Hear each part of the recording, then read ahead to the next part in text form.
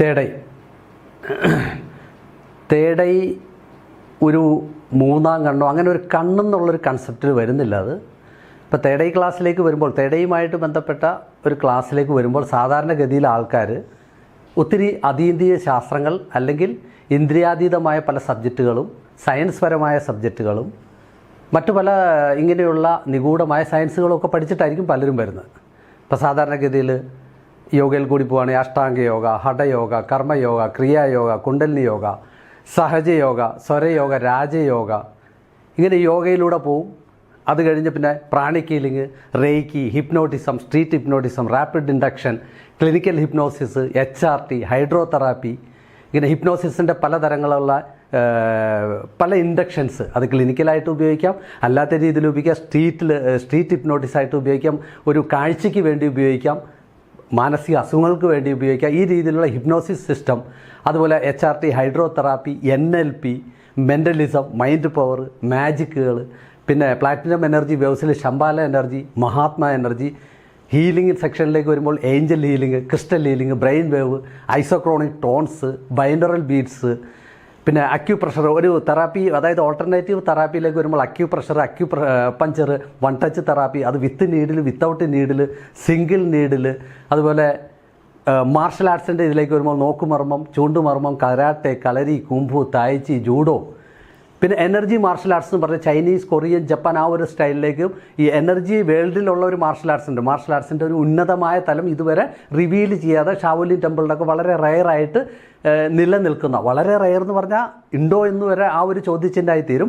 അതിൽ ചീകുങ്, ചിഗോങ്, അത് പല പ്രൊണൗൺസിയേഷനിലാണ് അതെല്ലാം വരുന്നത്. അത് എനർജി ഇന്നർ മാർഷൽ ആർട്സിൽ വരുന്നതാണ്. അതുപോലെ തന്നെ ഡാൻഡൈൻ എനർജി പവർ, ഡാൻഡൈൻ എനർജിയെ പ്രൊജക്ഷനായിട്ട് ഉപയോഗിക്കുന്നത്, yin yang meditation system, yin yang energy system, reverse dantian ബ്രീത്തും റിവേഴ്സ് ഡാൻഡൈൻ മെഡിറ്റേഷനും അതിൽ വരുന്നു. പിന്നെ ബുദ്ധഹസ്തം, ബുദ്ധപാം എന്നൊക്കെ നമ്മളൊരു സിനിമയിൽ കണ്ടിട്ടില്ല, കുംഫു ഹസ്തൽ പോലെയുള്ള പിക്ചറുകളുടെയൊക്കെ ലേറ്റസ്റ്റ് ഈ അടുത്ത കാലത്ത് പല മൂവീസിലും എനർജിയൊക്കെ കാണിച്ചുകൊണ്ടുള്ള doctor strange second version, third version ഇറങ്ങിയോന്നറിയില്ല, ഇങ്ങനെയൊക്കെയുള്ള കുറേ കാര്യങ്ങൾ. പിന്നെ അതുപോലെ തന്നെ ആക്സസ് ബാർ, ഹിജാമ, പിന്നെ അറേബ്യൻ റുഹാനി ക്രിയകൾ, ഗോളശാസ്ത്ര സാധനങ്ങൾ, celestial powers, energy bending system, അതായത് എനർജിയുടെ ബെൻഡിങ് സിസ്റ്റം ഉണ്ട്, ഉന്നതമായ തലങ്ങൾ. അതിൽ earth bending, fire bending, water bending, അതുപോലെ ധ്യാനമുറകൾ, പലതരം മെഡിറ്റേഷൻ അതും വരുന്നു. റൂട്ട് ചക്ര മെഡിറ്റേഷൻ, അനാഹത ധ്വനി മെഡിറ്റേഷൻ, അനാഹത മെഡിറ്റേഷൻ, സഹസ്രാര മെഡിറ്റേഷൻ, അതുപോലെ ടിൻ ഹർട്ട് മെഡിറ്റേഷൻ, അഘോരി തന്ത്ര സാധനകൾ, താന്ത്രിക്രിയകൾ, തന്ത്ര, ബ്രഹ്മതത്വക്രിയ, ആത്മതത്വക്രിയ, കുണ്ടലിനി മെഡിറ്റേഷൻ, ചക്ര മെഡിറ്റേഷൻ, 18th ലെയർ മെഡിറ്റേഷൻ, യൂണിവേഴ്സിനെ വച്ചിട്ട് 18th ലെയറാണ്, അതായത് 18 ലെയറുണ്ട്. 16th ചേംബർ ഓഫ് ഷാവോലി എന്ന് പറയും പോലെ 18th ലെയർ, 18 ലെയർ യൂണിവേഴ്സൽ എനർജിയിൽ ലാസ്റ്റ് തലമായ 18th ലെയറിനെ ബോധവുമായിട്ട് ലയിപ്പിച്ചിട്ടുള്ള 18th ലെയർ മെഡിറ്റേഷൻ. ഇതെല്ലാം അധികവും ടിബറ്റിലൊക്കെയാണ് ഇതിൻ്റെ ഈ 18th ലെയർ മെഡിറ്റേഷൻ അധികം ടിബറ്റിൽ ലാമാസിൻ്റെ ഇടയ്ക്ക് പ്രചാരത്തിലുള്ള ഒരു നിഗൂഢ മെഡിറ്റേഷനാണ്. ഇങ്ങനെയുള്ള ക്രിയകൾ. അതുപോലെ ദീക്ഷകൾ, വിവിധ ഇനം ദീക്ഷകൾ. ദീക്ഷയിൽ വരുമ്പോൾ മന്ത്രദീക്ഷ, തന്ത്രദീക്ഷ, നയനദീക്ഷ, വിദൂരദീക്ഷ, ദൃഷ്ടിദീക്ഷ, സ്പർശനദീക്ഷ, തേടൈ സ്പർശന ദീക്ഷ, ത്രിതല ദീക്ഷ, അതായത് 3 സൈക്കിക് പവർ, അതായത് 3 സൈക്കിക് പവറിനെ ഒരേ രീതിയിൽ ഉണർത്തുന്ന ത്രിതല ദീക്ഷകൾ. അത് വളരെ വളരെ നിഗൂഢമായിട്ടുള്ള തേടൈ സ്പർശന ത്രിതല ദീക്ഷ ആ ഒരു തരത്തിലേക്ക് വരും. പിന്നെ astrophysics, metaphysics, quantum physics, quantum തിയറികൾ, എനർജി എങ്ങനെ രൂപാന്തരപ്പെടുന്നു, പിന്നെ ടെസ്ല കോഡ്, 342 ഹെർട്സ് മെഡിറ്റേഷൻ, പിന്നെ ഗ്രന്ഥങ്ങളൊക്കെ വായിച്ചിട്ട് വന്ന വേദങ്ങൾ, ബൈബിള്, ഖുറാൻ, ഭഗവത്ഗീത, ഹദീസുകൾ, വിജ്ഞാൻ ഭൈരവ തന്ത്ര, ശിവസൂത്ര, ശിവസംഹിത, പിന്നെ എനർജി മാനിഫെസ്റ്റേഷൻ്റെ പലതരം ബുക്കുകൾ, തിയറികൾ, ക്ലാസ്സുകൾ, ശ്രീചക്ര, Illuminati power, Illuminati world, black magic, occult science, പലതരം വിഷ്വലൈസേഷൻ, അതായത് കെനസ്റ്റിക്, ഓഡിബിൾ, ഈ രീതിയിലുള്ള NLPയിൽ വരുന്ന വിഷ്വലൈസേഷനുകളും മൈൻഡ് പവറിൽ വരുന്ന ഉന്നതമായ തലങ്ങളിലുള്ള സംഭവങ്ങൾ,